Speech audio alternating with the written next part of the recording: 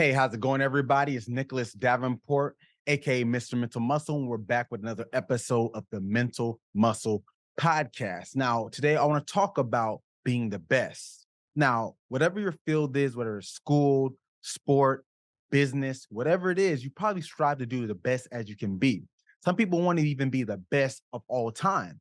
Now, to do this, we know it takes work, we know it takes practice. Now, hold that thought.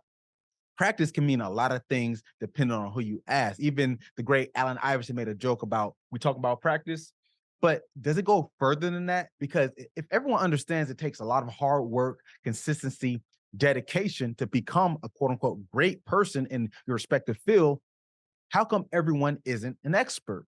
Now, that's what we're going to talk about today. We're going to learn about the steps that it takes to actually become an expert. And it won't be specific to any field, but it can be applied because overall, the same key components are needed.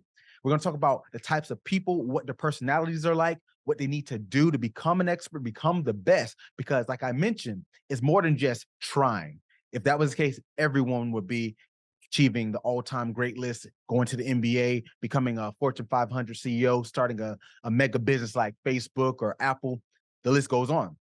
But this is the case that not everyone understands the steps. And even if you do understand said steps, I'm not saying it guarantees that you will be said greatness, but at least you'll understand what makes up an expert and someone who achieves what we call greatness. Now, let's take a step into two people who you probably heard their names before. And if you haven't heard their names, it's many stories just like theirs that you probably can relate to. So Warren Buffett and Kobe Bryant. Now you're probably thinking, what do these two have to do in common? If you're familiar with this channel, I'm always connecting different things and making sense of it. But all being said is Warren Buffett is a billionaire. He's been able to achieve many things in the business world, investing, venture capital, finance, the list goes on. But it didn't start that way. He had humble beginnings in Nebraska where he would go around selling door to door bubble gum, Coca-Cola, newspapers, magazine, anything he could sell, knock on people's door to make some money. Now, he would eventually use that money and then buy pinball machines. Now, with these pinball machines, would end up investing enough so he can sell off his pinball business for about $1,200, which would have been about 20,000 in today's money when he was only 15 years old. Now, this is like the 1940s, this is right after the Great Depression. So being able to sell and make money in this time, pretty impressive in the fact that he wasn't even a legal adult yet. Now, let's go over to Kobe Bryant. Now, we know him, the late, great Kobe Bryant, as this superstar athlete who no one could outwork. No one had a sharper focus than he did. He had ice in his veins and no one could stop him. Now, this is jumping the line because if you don't know, he didn't start off as the best. His father played professional basketball, so it was thought to be he'll follow in the footsteps, which he did. But there was a time when he was at a camp when he was 12 years old and he barely scored any points and barely got to play. But he made this issue that he's going to work harder. He's going to understand the faults in his game. He's going to look at people who are doing what he's trying to do. He's going to analyze it and be critical of what he needs to do, then come back and be better and better. And he kept doing that and eventually will go down in history as one of the greatest basketball players of all time. His name been mentioned with Michael Jordan, who's considered by most the greatest of all time, and he's usually right thereafter. His number, even 24 later in his career, shows this. Now, bringing them both together, Warren Buffett, who's now worth billions with his numerous companies and investments, and Kobe Bryant, who became the best in his game, arguably one of the best of all time. How did it get to this point? A lot of people say they were just naturals. They had that hustle, whether it be in the business world or sport. And that might have been true. You have to have some proclivity to becoming that. But what about being able to drive further when things don't go your way? Because there's definitely times when it didn't go their way. Warren Buffett didn't get handed a silver spoon necessarily, and Kobe Bryant didn't necessarily just wake up dunking on people. So this is where we want to talk about someone named Anders Ericsson. Now, Anders Ericsson was a psychologist who studied at FSU, Florida State University, and his focus was seeing the cognitive personality and the goal attributions that led to people being expert, whether it be medicine, academics, music, sport, or even chess. Now, he broke down through his studies the process is how they learned to be what they are, and then how they grew and kept being better at it, because it wasn't just this one size fits all approach. So he had to see, how did they even get there? So this overall episode is going to go into most of his work and how he came to be the leading expert on being an expert, but also different implications where you can add it to your daily routines and understand what you want to do. Now, if you've ever heard of something called the 10,000 hour law or the 10,000 hour rule, this actually is derived from Anders Ericsson's work.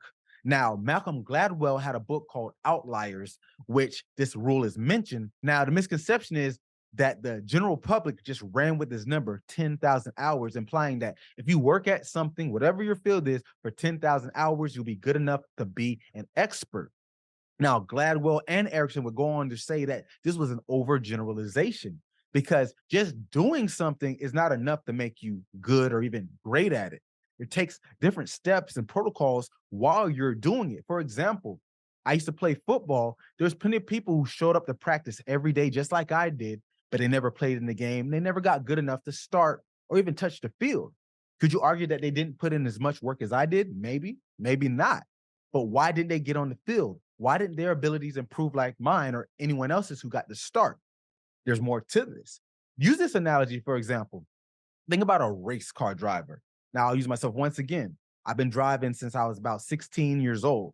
I'm 34 right now. So that's 18 years. You can argue that I've been driving. 18 years is a long time to do anything. That's more than half my life. So would that be safe to say that I can go join NASCAR and beat some of the best race car drivers out there? Probably not. That'd probably be dangerous for me and the other drivers. And even if I did survive, I probably wouldn't place, let alone win. Now, you would argue, but you've driven so much, 18 years, that's a long time. You should be experienced. But what about the actual act of what type of driving was I doing? More than likely, even if you're driving fast, some people are speed demons. The legal limit is about 60 to 80 miles per hour, depending where you're at. And even on the highway, some people go a little faster, 90 and sometimes 100, which you shouldn't. But the point is, that's not even close to what these NASCAR drivers or other Formula One or IndyCar drivers are going. Depending on the race or the type of driving entity, it could be up to 150, close to even 200 miles per hour. So I, one, haven't driven at that speed. Two, the type and style of driving, the tracks they use, I haven't done that. So you can argue that maybe I'm an expert at driving on regular roads, sure. But when it comes to actual race car driving, I am not. And the same thing can be applied to the 10,000 hour rule. You can't just do it and think it's going to become being an expert just off of the practice or the act of doing it. So this is where Anders Ericsson wanted to research of how people become experts, and looking into what they did, they actually looked at different fields such as music, sport, and medicine. And what they found is the 10,000 hour is about an average of how long it would be if you practice 3 hours a day, every day for 10 years. So that's the 10,000 hour rule right there. But there's more to this, because one, what if you don't practice every single day? Or what if you practice more than 3 hours? Or what if you understand and get it at a quicker pace than others? You might learn it in 4,000 hours to be an expert at your craft, maybe 7. Or let's say you have interruptions because of different life ramifications, it might become 30,000 hours or 20,000 hours, but you still get to the point where you're considered an expert. You have efficiency in your field amongst the best. So that's why it's a guideline. It's not meant to be taken at face value. So we got to understand that, don't just run with the fact, though, if I do anything for 10,000 hours, which is roughly 3 hours a day, every day for 10 years, and some people do practice their respective sport or skill to this magnitude. But let's say a musician who's taking piano lessons and they're not getting better, there might be something more to it. So let's give an example from Anderson's actual work. Now, in the 70s, he took one of his students named Steve, and he said, can I teach Steve how to become an expert at memorizing long spans of numbers? Now, Steve was a general student. He wasn't necessarily super advanced. He wanted someone who was regular. It wasn't meant to be someone who has a great memory and see, can you get them there? Which does happen in other aspects where you have someone that's talent and just expound on it. But he wanted someone with less talent or even just average, because he want to see, can we teach them to become better at this ability? Now, what Steve had to do, he would do 1 hour sessions and he would give him a string of numbers that we'd have to memorize at about a pace of one number per second so we can keep up with it. Then he had to recall them back. And if he got it right, he would go to the next amount. So he started at 5 or 6, he'd go to 7 and so forth. Or if he got it wrong, he would go back 2 digits.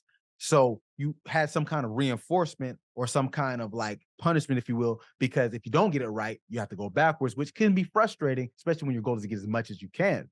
Now, at first, Steve struggled with getting past 7 or 8, which is about typical for anyone. About 5 to 7 digits or items is usually typical for people to memorize. But 7, 8, it gets a little more trickier. Now, he got stuck around the 8, 9 marker. And within frustration, it was about 4 sessions in, he had to end up re-strategizing. And eventually, he would get to more sessions, up to about 60 sessions. He would get up to 20 numbers memorized. That's double what he was already doing, and very, very impressive. Now, after about 100 sessions, he would go up to remembering 40 digits. And after 200 sessions, he would get to about 80 digits remembered. Now you're thinking, one, that's amazing. Remember that many digits. Most people can't do 6 or 7, like I said. But it's not even the fact that he even got that high. It's like, how did he improve so much? What did he do? Now, he would get some strategy he would think of. For example, there's something called chunking, where you group up numbers instead of seeing each digit as an individual item. You would group them up. So instead of seeing, say, 4562, you would see 4,562, or you might see it as a date. So depending on what your numbers you're getting, you would see it as a date and you would itemize them. And that's how he was able to compartmentalize them as dates or things that are relevant to help make sense of it. So he's not remembering every single digit. Now, that's one way to do it. Now, the thing was, after he did this, Anders wanted to see if he could get his friend Dario, someone else, and have Steve teach him his techniques. And Dario got even higher, and he got over to 100 numbers with the guidance of Steve, and he even would come up with his own strategies. So you see how not only do you have to have deliberate practice of something that had to be specific to the skill he was trying to learn, he also got feedback and criticism from someone who already did it and was better. And then he created his own strategies after reflecting on his own performance and taking everything else with them. Now, in a nutshell, this plays into how people are able to become experts at their field. They're able to learn and strategize from what they're doing in real time themselves, getting objective and outside feedback, and then reflecting and making up strategies so they can achieve what they're trying to do. Now, if we continue on the aspect of coaching and feedback, there's two specific people that get cited a lot throughout history, and they're from, once again, completely different walks of life, and in this case, extremely different lifetimes, because Warren Buffett and Kobe Bryant unfortunately passed a few years back, but Warren Buffett's still alive, so they lived at the same time period at some point. But these next two never saw face to face and were hundreds of years separated. One is Wolfgang Amadeus Mozart, and the other is Eldrick Tiger Woods. Now, Tiger Woods, you know him as one of the top golfers of all time. Now, Mozart, one of the top musicians of all time. Now, their commonality is not just being great at the respective fields, but they both started before they were old enough to walk. Tiger's dad put the golf club in his crib, to play around with, the little baby club. And then Mozart was composing music by the time he was 5. Now, the takeaway is both of their dads put a lot of pressure, put a lot of work, a lot of practice to get their sons to where they needed to be to become the greatest. But a lot of people don't know that Tiger Woods' father was a pretty good golfer and an instructor himself. And so was Mozart's dad, was a good composer. So it's not like they were just getting these bossy dads pushing them around, trying to learn their skill. They actually had real feedback and criticism that came from their own experience and expertise. You can see how this is coming full circle. Getting coached is not enough. If you look at any little league baseball or football or basketball team, you got a bunch of weekend dads who are vicariously living through their child. And there's no shots to them. Those volunteers are great to have so our kids can play these sports. But a lot of times the feedback's coming from a place of what they saw on TV or video games or just learned from some source that isn't the best rather than someone who's actually lived it, coached it, taught it, and are experts at it themselves. And this is what Tiger and Mozart were getting, because by the time they were adults, they were well respected in their fields and leading their industries. So it wasn't just the fact that they were good and they practiced a lot and their dads put a lot of pressure on them. The feedback, the criticism, the growth was coming from two men that understood music or understood golf to a magnitude so they can inform when something was going wrong or incorrectly, they can improve it versus just saying, no, this needs to be better. How good of feedback could that be if you know what's wrong? But what about what's right. And a lot of times coaches who don't have great experience aren't really able to tell them what's right. Anyone can point out something's wrong, even people with the untrained eye. But it's harder to see what are the solutions. Being solution focused, be able to help criticize in a way that fixes the problem. And this is what most experts need. This is why it's very key to have someone who's not just critical, but also knows how to inform and instruct on what you're trying to do. Now, these are things that are very important, and even understanding the difference between positive and negative feedback. So let's use an example. Let's say you're studying for a math test and you're in high school and your teacher's trying to help you. Now, you can understand that teachers supposed to know this stuff, but even them, they have sometimes informing and getting the person to where they need to be. But let's say the teacher wants to give you some help and you're having trouble with an algebra equation. Now they're telling you that you're forgetting to carry the two or putting the exponent or the variable, whatever it is, in the wrong place. That's what's wrong, right? But if they can see how you even got to the point where you're missing carrying the variable or the exponent, whatever it may be, that'll help you tenfold because it'll help you from making the error in the first place, which leads to the outcome that they don't want. So understanding positive feedback, it still could sound negative in the sense of, oh, I did it wrong, but it actually guides you to the actual solution or the preventative steps that can keep you from getting to the point where it doesn't help you. Now, if I use my own life, seeking out feedback in general is important. You got to get this criticism. So I purposely, throughout my career, have taken internships from people in respective fields or the same field even, and got them to criticize my work. I would do things for them, and I put myself in positions. Like I did an internship where I ended up doing a paper that got published in a research article, and I purposely had to get it revised numerous times. And he had to point out the feedback. I actually brought him on this podcast a few months ago. His name's Dr. Ryan Sherman. And he had to give me feedback and be critical, like, okay, this is not right, but this is where you can improve. This is what you did wrong. And I would go back and revise, and did probably 3 or 4 times before we finally submitted it. And guess what? The IRB, which is the Institutional Review Board, the ones who approved the study, they sent it back for revision. So you can see how this feedback is important. So before I even got the yes, I got about 20 no's. So feedback not also just about getting instruction, it's also making you more resilient with the fact that you're not always going to get the straight answer. Sometimes you will get it right the first time. It will happen, but it's not going to be every time. It's going to be majority not getting it right the first time. And people need to understand that, because part of being an expert or great at your skill or your field is understanding that you don't always got the right answers, and sometimes you're not going to win. But that's a whole other topic for now. So going back to the point, I got this feedback and it helped me become who I am today, because even to this day, I criticize myself even before I do these episodes, before I work with new clients, new contracts, writing proposals, because now it gives that extra layer of cautiousness and see, okay, am I doing this correct? So it lessens my chance of a failing. Doesn't mean I won't fail, but it at least adds to the fact that I'm doing my due diligence. And this is how you become better within yourself, as well as getting from other people. So now that you understand how you need objective feedback, someone to show you what you may be doing wrong or correct you into a better light, what about how you personally see things? We call these mental representations. This is very important and key because this shows you how to come to conclusions. We can talk about schemas or even biases later on, but the point is, how does your mind come to an endpoint of what it needs to see or what it needs to be? Now, for example, if I was to say something like, if I put on, let's say I put on the screen S and P, you can say, are these initials?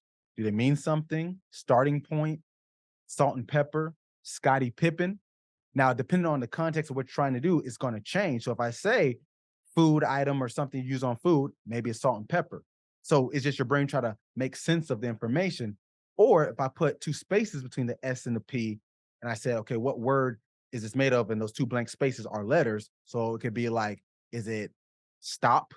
Now, if I said some more context, if something you use to clean yourself, it becomes soap, or something that you eat, it could become soup. So your brain makes sense of things, and you need to compartmentalize the information to achieve what you're going to do. Now, going back to the point of what I talked about with chunking, when Steve and Dario were learning how to memorize those numbers, they have to have an end goal. How much numbers one do I need to remember? How do I chunk them up? If I have 10 numbers, I'm doing 5 and 5. Am I doing 4, 4 and 2? So you have to have this representation in your mind's eye. People talk about visualization or imagery. This is part of that working memory concept, your visual spatial sketch pad, where you actually see the image. Think of it like picture in picture. This is very important Because let's say like in sports, I talk about this all the time. When working memory comes into play, is making sense of the real-time information, but toggling between long-term stored information, which you already know, and then make it make sense in real time. So let's say a quarterback, he snaps the ball, he knows what play it is. They've practiced it dozens of times, hundreds of times probably. And it may not unfold exactly like it did in practice, but guess what? He knows where the receivers, the blockers, where it should be. But if someone's coming, a defender's coming to sack him, and he has to move out the pocket, he has to make sense of that in real time, but say, okay, he's not open now, and then go to the target that might be open. So you see how this makes sense in that concept? It's the same context when you want to achieve something. Now, a person who is an expert, these mental representations become second nature. They're either able to recall old ones instantaneously or think of new ones on the spot. And this goes into something else we call cognitive flexibility. When we talk about being solution focused, problem solving, you look at experts in any field, they're great at making sense of real-time information and acting on it and make it work. Because a lot of times when people fail, whether it's taking a test, a sport, a job interview, is mostly because they weren't able to take all the information, the cognitive load in real time, and then do what they need to do, and they choke or fall under pressure, something we call paralysis by analysis, right? So when we talk about an expert, it's made up of all these different parts. So it's not necessarily this one thing they do. You can even argue it's things that they don't do or things that they're able to do more efficiently at a micro level. And that adds up. It's just wins after wins, sub level wins, which adds up to the big level win. So when it comes back to the mental representations, someone becomes an expert in their field. They're able to make sense of things in real time. One thing that we teach in performance and sports psychology, something like error parking, is when you make a mistake or an error or whatever you're doing, and instead of just dwelling on it, you stop yourself, cue yourself with either word or a physical, maybe slap your chest, your knee, but it brings attention. Okay, what happened? Think about what happened and then visualize, have a representation of, okay, we parked this error. It's a piece of paper. Whatever the mistake was, ball it up and you see it go into the trash in your mind's eye. You just represented that not bothering you anymore. You can see how this is very relevant to someone who wants to achieve greatness. They need to be able to let things roll off their shoulder. And it doesn't just happen simply because you don't like it. It has to be something intentional. So people are able to make these mental representations. They're able to do them quickly. They're able to do them more consistently. Just things you got to practice. So you got to look at it from that perspective. These are not things that they just have. A lot of people love to play the, oh, he's just a natural card. Is he? Maybe he is, but he still had to put work in beyond that, and he doesn't reach that top level. People argue whether it's talent versus hard work, and it might be an unpopular opinion, but do you want to take the person that's talented or the person that has hard work? Now, like I said, it may not be popular, but I take the person that's talented, and this is why. Long as their hard work or lack of hard work isn't horrendous, you can coach them up on that. You can teach skills to be more resilient. You can teach skills how to bounce back better, be more focused, right? That's what psychology, especially performance psychology, is all about. And people argue, say, I want hard work because talent is always show up. And this is true, but depending on the discrepancy in the level, and we're talking about peak level here, remember, peak, you need that talent. But all in all, you can take both sides, but there's going to be a limit to one or the other. But the growth for the ability to work harder and be more consistent is much greater than the person who has caps on their actual talent set. With that being said, it still gets to the point of what are the key components, what we can do to achieve that level of deliberate practice and get us to the point where we can be consistently good and become great. Now, we're going to talk about 6 different aspects that will break down that go into building this mindset to become your expert level self. Now, the first one is work on weaknesses. This is a huge one because we tend to like to do what we are good at. I talked about this on my episode on confidence. And it's good to do what we're good at because one, we know we're going to excel at it. We like to feel good. That reinforcement with the brain of just feeling like, okay, I accomplished something. There's a neuropsychological side of that. And there's also just a feel good side of that because your brain's getting reinforcement. I tried, I succeeded. I tried, I succeeded. Confidence. But that's only one part of it. But guess what? If you only work on what you're good at, you get better at it. Great. But what about what you're not good at? I would argue you need to work on your weakness a tad bit more than you work on your good traits. They both are needed because there's still skills that are necessary for you to succeed. But if you ignore the weaknesses, the deficit between the good traits and the bad traits get further and further, making you a less complete player, a less complete employee, a less complete business owner, whatever it may be. So you need to work on the weaknesses because it's going to lead to the bigger goal. So the next one is focus on the little things. Because a lot of times we get caught on the outcomes. What do we need to do? What do we need to execute? That's needed. We need to know what we're trying to achieve. but what are the processes that are needed to get there? Do I need to wake up at a certain time? Do I need to pay attention to little cues that I'm missing? How did you fall behind on that assignment? How did you make the mistake on that play? How did you not get that deadline done? What are the little intricacies that lead up to the bigger picture? Because this all adds up. Now, you might think it's minute, but if you overlook them, they might come back to haunt you and be your undoing. So make sure you focus on the things that might seem minor, but be detail oriented, not necessarily to the point of perfectionism, but make sure you cross every T and dot every I. Now, the next one is repetition. Talked about this early. To be great or be good or an expert, you need to do consistent things. You need to work hard and stay focused, right? Okay, but repetition means not only doing it over and over, but doing even when it's monotonous, boring, you don't want to do it, you don't want to get up that day. Because going back to the 10,000 hours rule, talk about 3 hours a day. 3 hours is a decent amount of time, but you got to do this over and over again. Here and there only gets you but so far. So you have to be repetitious, do it when it's monotonous and boring, even when you don't feel like it. I know it seems like you have to force it, not within reason, of course, because sometimes you need to fall back. But if it's within reason, keep going because this repetition makes it your default mode. I always talk about this. It's not necessarily what you can do here and there because it's hard to have a same type of performance every single time. But if you can make your default mode, that means you're more likely to have that performance. So that's why it's good to be repetitious. And like I said, 3 hours a day consistently is going to be part of that number. Now, intense concentration and mindfulness. Now, this can go a few different ways because when we say intense concentration, this means tunnel vision to an extent, your eyes on the prize. Seems cliche, right? But if you want to say, you know what, I want to do this task, I want to be good at this, but I want to go hang out with friends or I want to go watch Netflix or whatever the distraction may be. Because we think about when they say mindfulness, that means being in the moment. Now, it doesn't mean that you don't have outlets or hobbies outside of the main task. You still need those. You're human.